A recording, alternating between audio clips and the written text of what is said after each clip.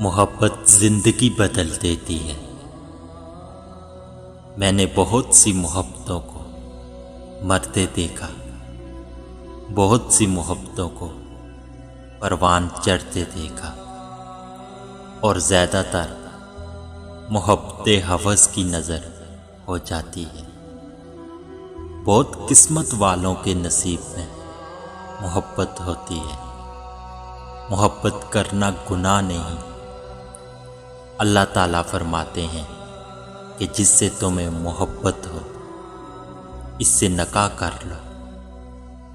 हम ऐसे लोग हैं कि जो मुसलमान होकर फिरकों, कबीलों और ज़ातों में बंटकर रह गए हैं। कोई मोहब्बत को समझता ही नहीं। और वैसे भी मोहब्बत घटिया और छोटे ज़हनों में कहाँ आती है। कबीले और ज़ातें इसलिए बनाई गई थी कि तुम एक दूसरे को पहचान सको, ना कि एक दूसरे के दुश्मन बने रहो।